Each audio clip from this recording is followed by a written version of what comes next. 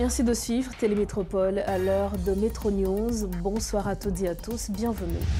Dans ce journal, nous parlerons au prime abord des membres du Conseil présidentiel de transition qui ont finalement opté pour la formule de la présidence tournante plutôt que de désigner un coordonnateur chargé d'assurer l'ensemble de la gouvernance provisoire. Edgar Leblanc-Fils, représentant du collectif du 30 janvier, assurera les 5 premiers mois. Autre point qui sera développé, des prétendants au poste de Premier ministre continuent de se défiler à la villa d'accueil. Plus d'une dizaine de candidats ont déjà fait le dépôt de leurs pièces. Et puis, la construction de la base devant accueillir les policiers et les militaires qui seront déployés en Haïti a déjà débuté. Des ingénieurs sont actuellement à pied d'œuvre à Clairsine, ancienne base de la MINUSTA.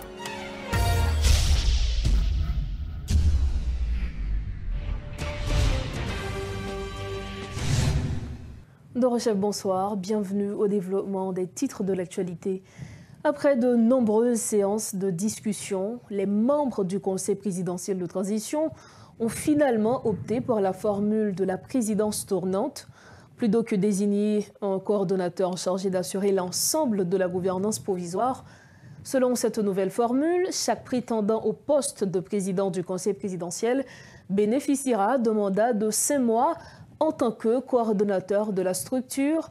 La rotation se fera comme suit. Edgar Leblanc-Fils, représentant du collectif du 30 janvier, assurera les 5 premiers mois, suivi par le représentant de Montana, Fritz Alfonjean, Leslie Voltaire et Louis-Gérald Gilles, représentants respectifs de l'Avalas et du consensus du 21 décembre, se partageront les 10 derniers mois de la transition. Cependant, des interrogations subsistent quant à la durée de mandat du Premier ministre qui sera choisi. Sera-t-il en fonction pendant toute la durée de la transition ou y aura-t-il des changements au sein du cabinet ministériel tous les 5 mois? Des questions qui restent pendantes. Alors que la question de la création de blocs majoritaires et ou minoritaires divise les membres du Conseil présidentiel de transition, certains acteurs de la scène politique nationale expriment leur désapprobation à l'égard de cette approche. Le politologue Joseph Harold Pierre s'oppose fermement à l'idée de former des blocs au sein du CPT, arguant que cela va à l'encontre de l'esprit d'une gouvernance collégiale. Puis que la formule de la présidence tournante a été adoptée par les membres du Conseil, Joseph Harold Pierre reste sceptique quant à cette initiative.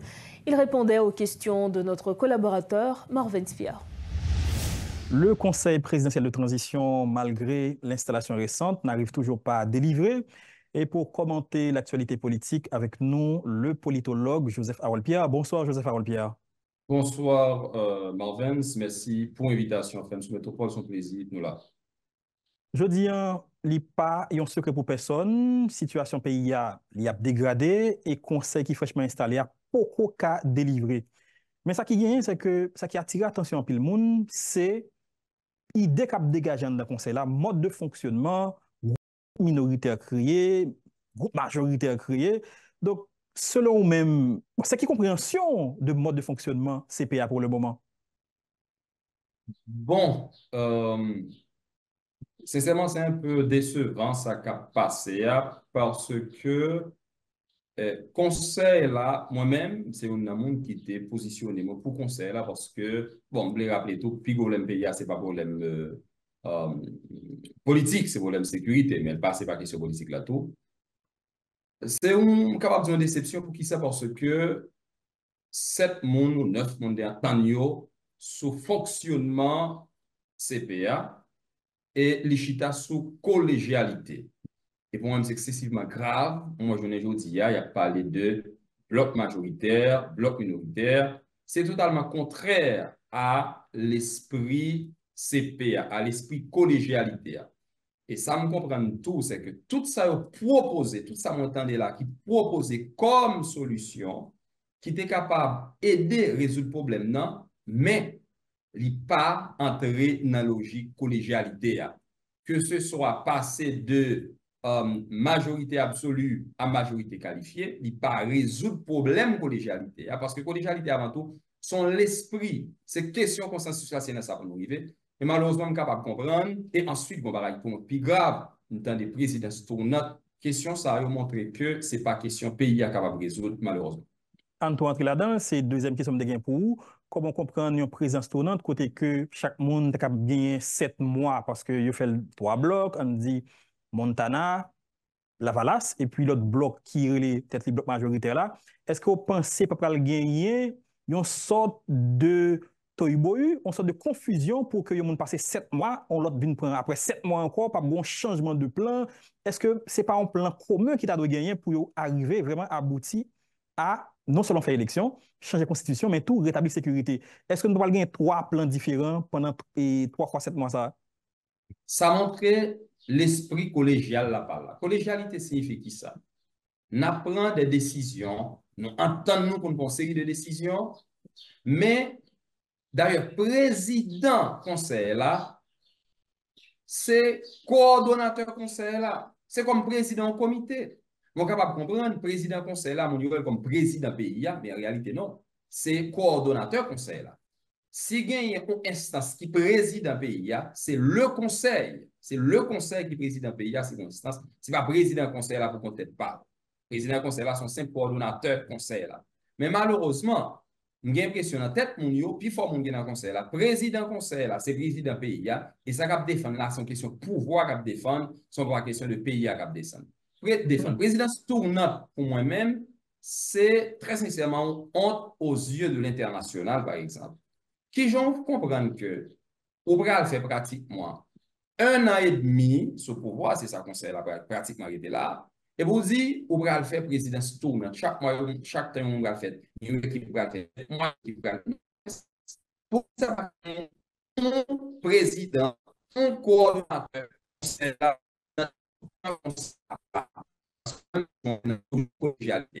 et pour dire que présidence tournante, qu'est-ce que ça veut dire qui ça? Ça veut dire que chaque groupe a défendre intérêt. Ce n'est pas intérêt pays. Si c'est intérêt pays, il n'y a pas de problème avec l'esprit collégial là, et ça fait bloc minoritaire, majoritaire, pas de parler du tout. Moi-même, moi, contre l'idée de présidence tournante là, et moi, pense que, et d'ailleurs, une élection qui fait, pas une élection, pardon, pas une élection qui fait, consensus, pas de consensus, c'est vrai. Mais de toute façon, moi, je crois que, monde qui élu, pas élu, on dit, moun yo mette président. Désigné. Donc, yo désigné, merci. Moun yo désigné président, on croit presque tout conseil là d'accord avec lui comme moun, comme personnalité pour ta président. Seul problème yo gen problème avec procédure là. On est d'accord avec yo tout. Si pas de consensus, parce que si tu gagné 4 moun qui d'accord, l'autre 3 si l'autre 3 après ça, yo levé contre ça, donc pas de consensus. Donc pas d'élection non plus. Mais cependant, l'idée déjà là et tout le monde d'accord avec la personnalité. Donc, basé sur un prochain pas pour nous aller, mais sans que nous éliminions les affaires bloc minorité majoritaire. Ça n'a aucun sens dans l'esprit collégial là, mais pas d'intérêt à refaire élection, ni les affaires présidence tournante là. Je pense que c'est une honte devant international là parce que nous pas qu'à fonctionner dans les affaires collégialité. Et d'ailleurs, c'est raison ça qui fait monter dit, c'est pas possible pratiquement que le monde qui t'a supposé dans le conseil là, dans le pays comme Haïti, ce n'est pas acteur politique.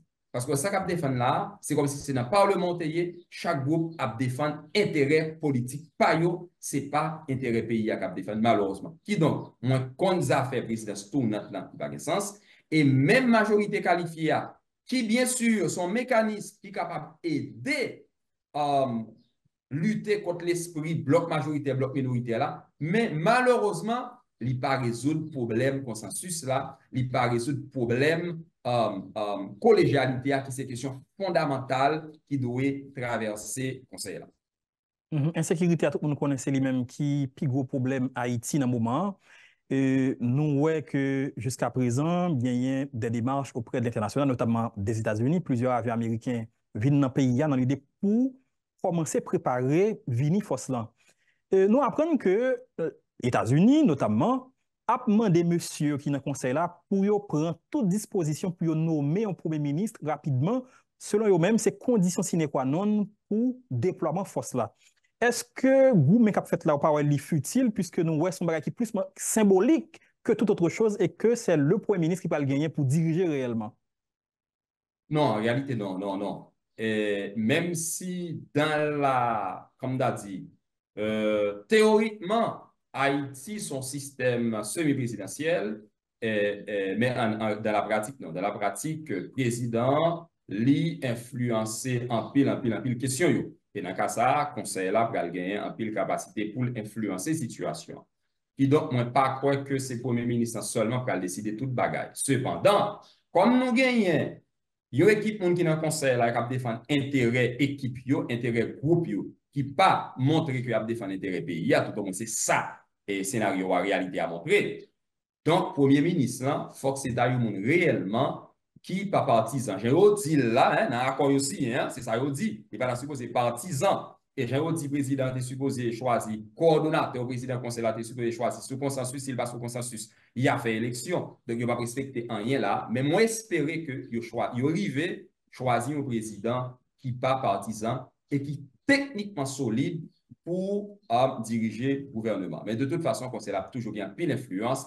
Ce n'est pas le Premier ministre qui va décider tout le bagage, malheureusement. Est-ce que ne pas risquer de répéter même erreur ou encore même ça qu'a fait Kounia là dans la question processus pour nommer Premier ministre?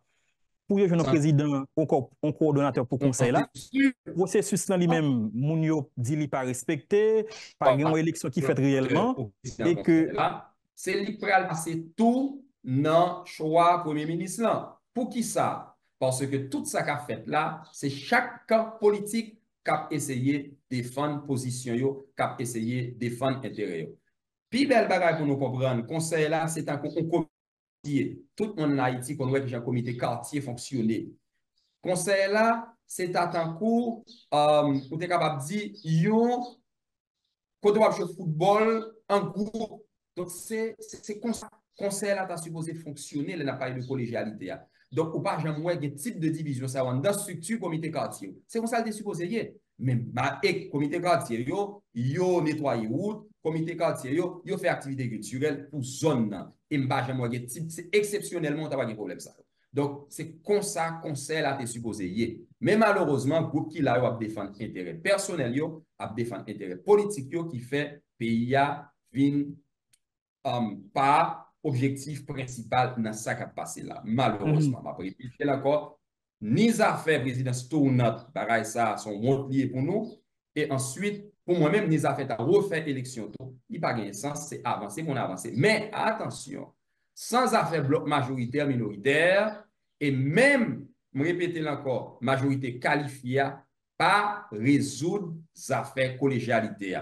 Les affaires collégialité sont l'esprit lié. Au cas où un groupe, nous avons gagné majorité à 4, il passe à 5, et même majorité 5 n'a pas empêché qu'au cas où un bloc 5 personnes qui défendent l'intérêt pendant que vous crasez le pays, pendant le reste de l'autre monde, ils été figurants. Donc ça, c'est l'esprit qui vous traverse le monde pour qu'on ait un dépassement de soi pour faire, pour y mettre le pays dans la direction, pour y mettre là, sans pas défendre l'intérêt groupe politique, malheureusement. Nous avons parlé de conseiller président, encore même CPO, mais quand on regarde le Premier ministre, là, puisque le processus qui désigne le président, il remet en question, est-ce que nous pas risquer de retarder passation comme mise en place, mise en œuvre conseil présidentiel là encore pouvoir transition dans ça qui va le faire puisque gagner des gens qui porter pièce, est-ce que nous pas risquer de joindre une décision de bloc qui crée tout des gens qui disent c'est tel monde nous pour Premier ministre, l'autre groupe dit non, et puis nous répéter même ça n'a fait là, je ne dis dans la question président conseil là.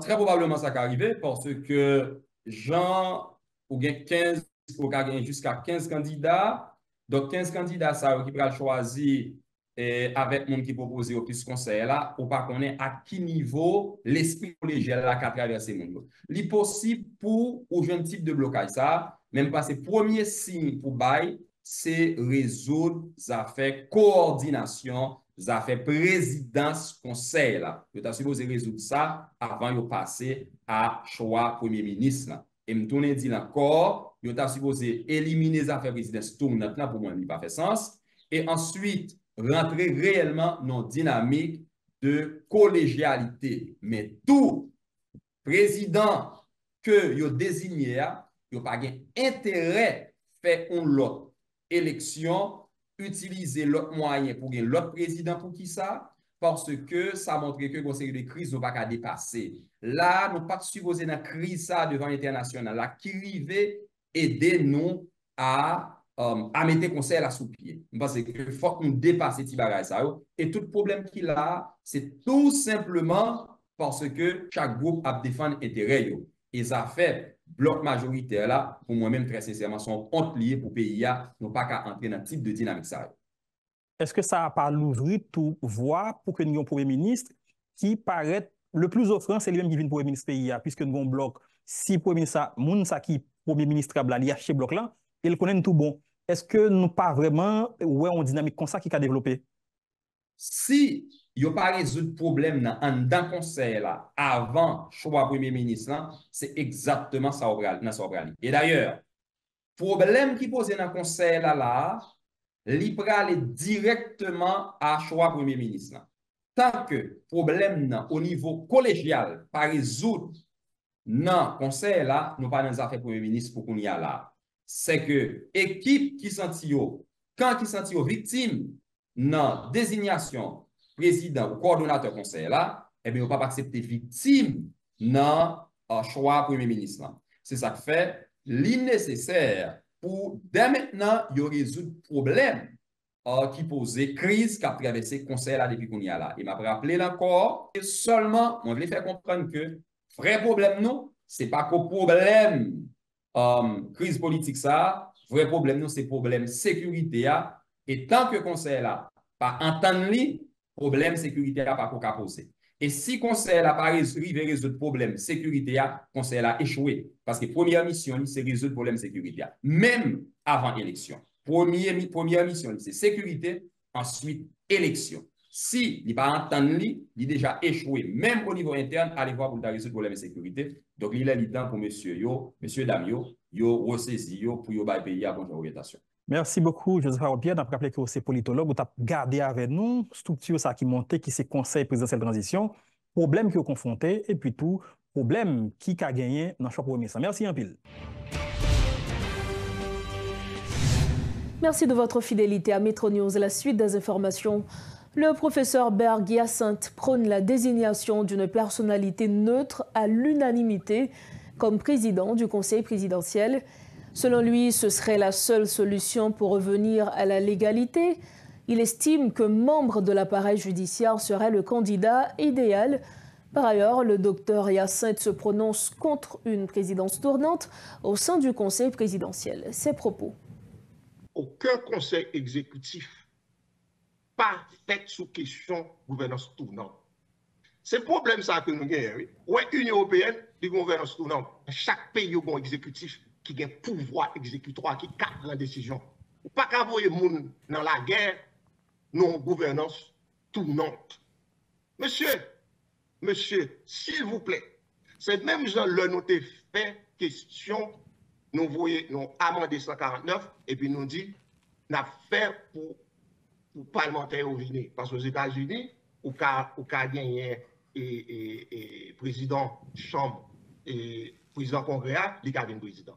Mais ça, il n'a pas dit nous, ça a été caché nous, c'est que il vit en troisième position, il a gagné vice-président qui a remplacé. Donc, son troisième option qu'il a. Donc, c'est un pile l'autre bagaille qui t'a tout avant de venir dans le congrès.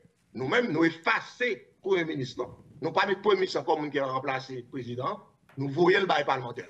Puis, fait que si nous pas dit nous amender, nous pas même arriver dans le côté, nous pas qu'à utiliser Cour de cassation encore. Donc, c'est pour dire que l'idée amendement même, il était échoué, il n'a pas jamais amendé. Et M. Leblanc est là, il n'a pas amendé. M. Leblanc connaît le pas amendé. Parce que pour l'amender, il faut le publier dans 2 langues. Article 5, article 40, article 284-4 dit, pour que 284-4 l'a dit, pas qu'un amendement qu'a fait dans la Constitution, ça, sans que valeurs démocratiques et républicaines ne pas respectées, qui inclut 99% de mon pays en parler.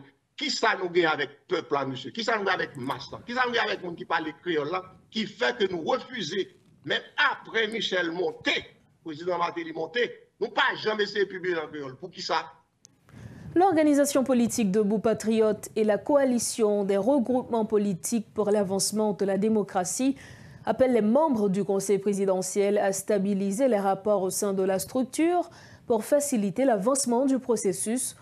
Les membres de ces regroupements politiques jugent nécessaire que le CPT reprenne leurs travaux à partir de la nomination de Premier ministre. Toutefois, si les acteurs restent attachés à leur intérêt de groupe, l'exercice se révélera catastrophique pour le pays, estime-t-il. Nous autres, comme structure politique, nous voulons demander aux différentes composantes de cette structure de se mettre ensemble, de bannir toute forme de question d'intérêt afin de prioriser l'intérêt général qui est l'intérêt d'Haïti. Nous en profitons aussi pour exhorter les membres de cette structure de se mettre ensemble afin d'éviter toute forme de cassure. Mais puisque cette structure est émanée de l'international, c'est une structure non souveraine, nous demandons au CPT de créer d'autres espaces pour arriver à un accord souverain, un accord national, afin que les grands chantiers que ces différents représentants du CP ont à faire soit une tâche plus facile. Mais il y a une position pour nous gagner qui c'est pays. D'abord, pour nous reconnaître que le pays a souffert presque dans 33 mois et depuis le pays a souffert. Et pendant 33 mois, ça, en pile, les gens ont été jobés pour côté Ariel. Qu'on a ce deuxième tour à faire là. C'est pour arriver dans le moment pour faire pitié pour Haïti et pour la jeunesse là. Pour moi et pour vous. Et chaque grand monde qui l'a caillou, ils ont peur. Est-ce qu'ils ont couché à pleuver demain si Dieu veut? Pendant ce temps, on a une équipe affairiste qui est un bon pays en otage pour qui ça a goumé parce que yo tout le président. Malgré que mettez yo tout président. Yo tourné à goumé c'est yo pour coordonner l'activité. Mais pour qui ça yo intéressé comme ça? Nous va me poser question ça. Pour qui ça yo intéressé comme ça? Tout simplement, yo besoin pour yo ministre justice. Ils ont besoin pour contrôler les douanes, pour contrôler le port, ils ont besoin pour signer les gens pour être capable de finir livrer le pays et avec l'international là. Ça veut dire égal le blanc par l'homme du moment. Égal le blanc pas qu'à faire ça pour eux, il pas faire pour eux. Et c'est problème ça là. Et il fait un mois presque, il y a cherché une majorité pour faire qui ça pendant que 7 présidents. Ma réponse pour nous, son droit au monde gain pour le positionner pour groupe 3. L'opposition pour groupe 3 qui bloque le processus là, tout le monde va contre camper.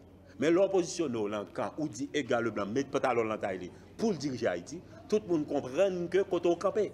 Ça je dis moi clair, pas grand monde qui doit honte leur dit ou supporter égal le blanc comme président de transition pour mener nous dans l'élection. Entre-temps, des candidats au poste de Premier ministre continuent de se défiler en vue de faire le dépôt de leurs pièces à la villa d'accueil. L'équipe de Métropole a une fois de plus fait le constat ce mardi. Plus d'explications avec Rodolphe Fierluis. Le processus continue, amis téléspectateurs. Jusqu'à présent, il y a des candidats qui continuent de se défiler, d'apporter leurs pièces à la villa d'accueil. Donc si hier, il y a certaines identités qui ont été révélées, aujourd'hui, c'est probablement différent. Mais ce qui est certain, c'est qu'il y a quand même des candidats qui ont apporté leurs pièces à la villa d'accueil en vue de savoir qui sera le prochain Premier ministre, lequel sera désigné par le Conseil présidentiel en tant que Premier ministre du pays. Donc selon l'article 6 du 3 avril 2024, il peut y avoir entre 9 jusqu'à 15 candidats. Maintenant, il va revenir au Conseil présidentiel de trancher, de désigner qui sera le Premier ministre, le prochain Premier ministre du pays. Mais ce qui est sûr, jusqu'à présent, le processus continue. Des candidats se défilent, déposent leurs pièces selon les confirmations d'une source sûre de la villa d'accueil. Donc le processus continue. Claude Désir et Rodolphe Pierre-Louis pour Télémétropole. Autre point de l'actualité, l'arrivée de la mission multinationale de soutien à la sécurité se précise. Des ingénieurs américains sont actuellement à pied d'œuvre dans le cadre de la construction de la base, devant accueillir les policiers et les militaires qui seront déployés en Haïti. Mais selon des informations dont nous disposons, la nomination d'un Premier ministre et la formation d'un nouveau gouvernement est la condition sine qua non pour le déploiement de la mission multinationale de soutien à la sécurité dans le pays. Autre nouvelle, une deuxième phase est prévue après le colloque qui a rassemblé d'anciens dirigeants de nombreux pays, notamment certains d'Amérique latine et de l'État du Vatican. Selon Jean-Lucien Ligondé, membre organisateur de cet événement, le pape François s'engagera dans une initiative visant à lever plusieurs milliards de dollars en faveur d'Haïti. Monsieur Ligondé est notre invité à Metro News pour discuter de plus en détail de cette initiative. Il a été interrogé par notre collaborateur Marvin Sfiar. Ce soir, nous recevons Monsieur Jean-Lucien Ligondé. Il est un dirigeant de l'Église catholique. Il est également président-directeur général du CHRAD. Il est avec nous pour parler de ce colloque réalisé le week-end dernier, un colloque pour attirer l'attention de la communauté internationale, de nombreux pays, il faut le dire, sur le cas d'Haïti. Bonsoir, Monsieur Ligondé. Bonsoir, Monsieur Pierre. C'est un plaisir d'être avec vous ce soir, comme toujours, à Metro News. Et je salue également votre président-directeur général et tout le staff de Radio Télémétropole ainsi que les auditeurs. Alors, pour ceux qui n'ont pas suivi le colloque, que faut-il retenir de cette activité? Bon, le colloque de l'Académie internationale des dirigeants catholiques sur le patronage du Vatican, qui a été organisé ce 4 mai de 11h à 1h30, a été pour nous l'occasion, en tant que dirigeants catholiques du monde entier, de présenter les souffrances d'Haïti.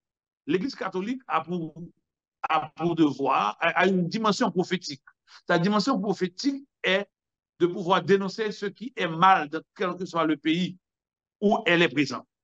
Donc, dans sa dimension prophétique, l'Église voulait présenter cette grande souffrance d'Haïti au monde entier pour dire surtout au monde entier, vous avez pour devoir d'aider Haïti. Haïti ne peut pas sortir seul de cette situation et votre indifférence fait peur. C'était exactement le message central. Maintenant, ce message central a été présenté par différentes hautes personnalités du monde entier. En tout premier lieu, le pape a salué, le Saint-Père, le pape François, a salué le monde entier pour cette conférence. Et en second lieu, on a eu le cardinal Pietro Parolin, qui lui-même est le numéro 2 au Vatican. C'est le secrétaire d'État du Vatican, qui, dans son allocution, a demandé au monde entier de voir surtout 4 dimensions, 4 causes de cette crise haïtienne qui nous interpelle tous. La première cause, c'est le désespoir qui règne dans ce pays. Un désespoir qui pousse des centaines de milliers de jeunes à laisser le pays, pour ne pas dire au moins 1 million. Un désespoir qui pousse des professionnels à laisser le pays. Un désespoir qui ferme des milliers d'entreprises, petites et moyennes. Un désespoir qui crée la faim, la pauvreté extrême. Un désespoir qui a causé même l'effondrement du système de santé et qui engendre une violence permanente. Ça, c'était les mots du cardinal Pietro Parolin, le numéro 2 du Vatican. Alors, exposer les problèmes, c'est une chose, mais arriver à prendre des décisions pour résoudre ces problèmes, c'est une autre chose. On sait que ce colloque réalisé récemment, c'est une première étape, c'est-à-dire exposer la situation d'Haïti aux dirigeants du monde entier. Mais est-ce qu'il va y avoir une autre étape, une autre rencontre, un autre colloque justement pour passer de la parole aux actes? Oui. Alors, avant de venir à ce que j'appellerais la 4e phase, parce que là, vous avez attaqué avec moi la 4e phase. La 2e phase du colloque, c'était Haïti en tant qu'urgence de la région. Et de cette phase, Haïti en tant qu'urgence de la région, moi, j'ai eu à dire à tous ces leaders du monde, parce qu'il y avait 3 anciens présidents qui étaient dans le panel. Le président on a eu en premier lieu 300 présidents de l'Amérique latine. On a eu le président Calderón du Mexique, le président Eduardo Hues de Costa Rica, de Chili, et le président Angel Rodriguez de Costa Rica. De même que du côté haïtien, il y avait Monseigneur Dumas, Pierre-André Dumas. Il y a eu le cardinal Christophe Pierre, qui est nonce apostolique en Washington. Et il y a eu le docteur Paul-Antoine Ménémé, qui est sociologue, et 2 membres du conseil présidentiel. M. Leslie Voltaire et Mme Régine Abba. Donc, dans l'intervention des 3 présidents, parce que c'est important, ce sont des anciens présidents de la région, ce qu'il fallait retenir, c'est que si on prend, par exemple, le président Miguel Angel Rodriguez, il a expliqué que on doit arrêter la violence qui règne en Haïti, qui crée cette instabilité politique. Il a appelé la communauté de façon internationale, de façon urgente, à ne pas laisser les gangs et autres forces internationales détruire ce pays, forces négatives, détruire ce pays. Il a appelé au rétablissement d'un gouvernement stable et à une aide humanitaire importante, immédiate, pour les plus pauvres et surtout pour améliorer la sécurité et le système de santé. Donc, pour le président Rodriguez de Costa Rica, c'était les points les plus importants pour lui. Il a dit que Haïti est une plaie ouverte actuellement en Amérique latine. Nous avons pour devoir de faire quelque chose. Maintenant, l'ancien président de Costa Rica et ancien secrétaire de l'OEA, Miguel Angel Rodriguez, il a expliqué que Haïti a subi le pillage des puissances coloniales, comme la France, qui a laissé le pays en ruine. Il a demandé à ce que, spécialement, la France rembourse à Haïti sa dette coloniale, qui est entre 150 à 200 milliards de dollars aujourd'hui. Il a dit que les États-Unis ont envahi également Haïti et ont détruit son environnement. Il a dit qu'il faut que des réparations soient faites. Il croit que les nations latinos qui sont pauvres ou même mieux pourvus peuvent aider. Mais ces 2 grands pays ont pour devoir de restituer en premier à Haïti ce qui lui doit. Monsieur Ligandé, on parle de restitution, on parle d'argent, mais sans une bonne gouvernance, on ne peut pas canaliser cet argent. Oui. Et on a appris que l'ancien président Felipe Calderón a demandé aux Haïtiens, notamment au Conseil présidentiel de transition, de changer la gouvernance du pays, notamment en proposant une nouvelle constitution, justement pour laisser cette forme de gouvernance en éliminant le poste de Premier ministre. Est-ce que c'était pratiquement l'essentiel de l'intervention de M. Calderón? C'était son engagement. Il a commencé par dire que le problème d'Haïti provient du système français. Il a commencé par dire, si Haïti parlait l'anglais ou l'espagnol, Haïti ne serait pas là où elle est. Il a commencé par attaquer les Français lui-même.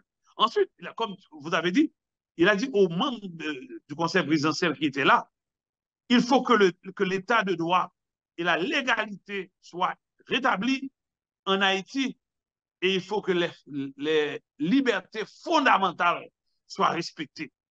Il a dit qu'on ne peut pas construire un pays sans reconnaître la valeur des gens, la dignité des personnes. Il a demandé également au Conseil d'arriver en tant qu'organe actuel, d'arriver à 100 ans.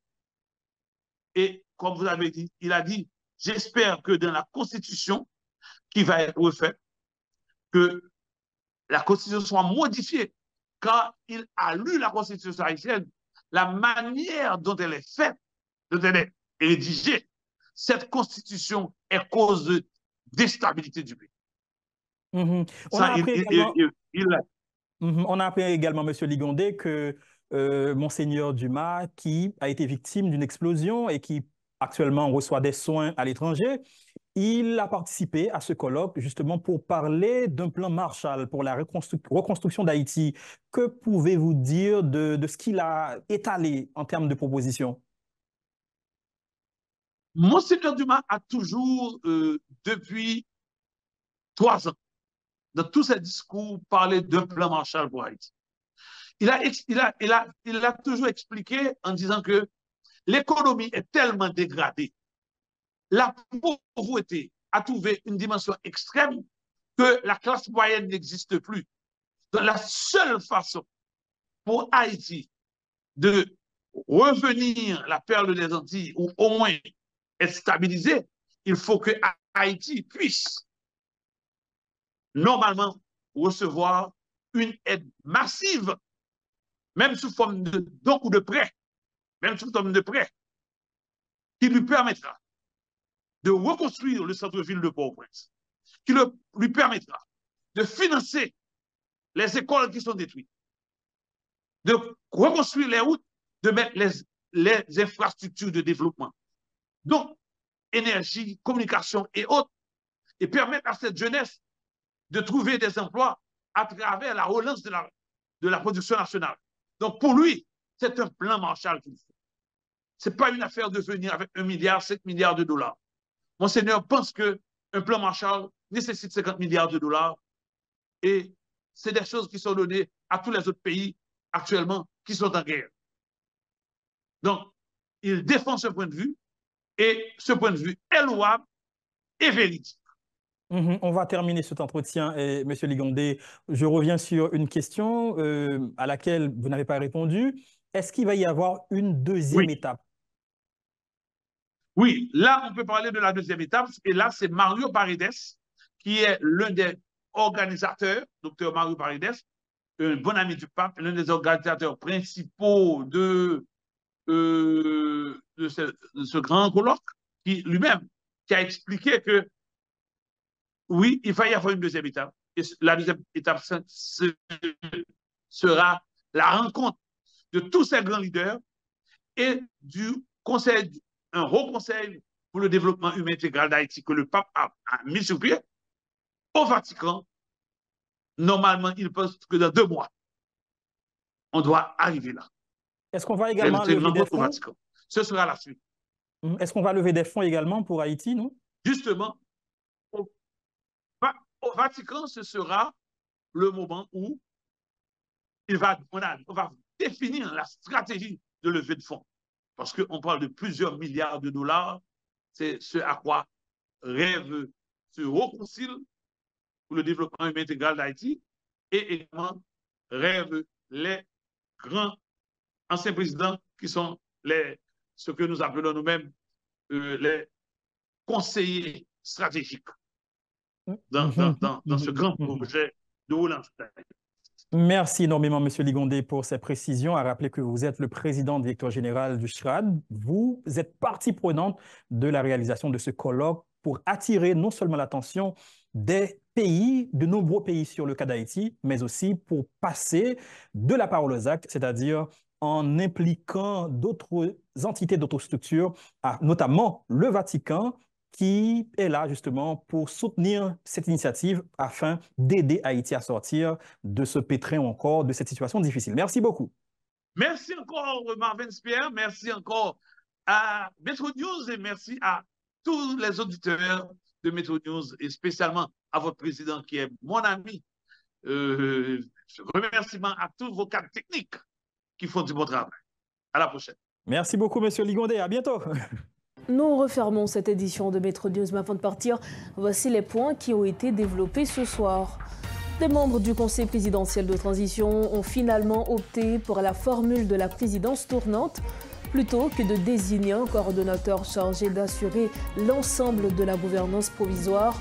Edgar Leblanc-Fils, représentant du collectif du 30 janvier, assurera les 5 premiers mois. Des prétendants au poste de Premier ministre continuent de se défiler à la villa d'accueil.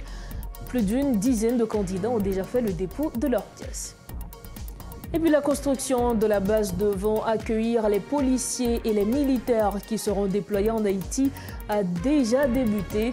Des ingénieurs sont actuellement à pied d'œuvre à Clairsine, ancienne base de la MINUSTAH. C'est ainsi que nous refermons cette édition de Métro News. Merci infiniment à chacun de vous de l'avoir suivi. Rendez-vous demain. Restez sur Télémétropole. Bonsoir.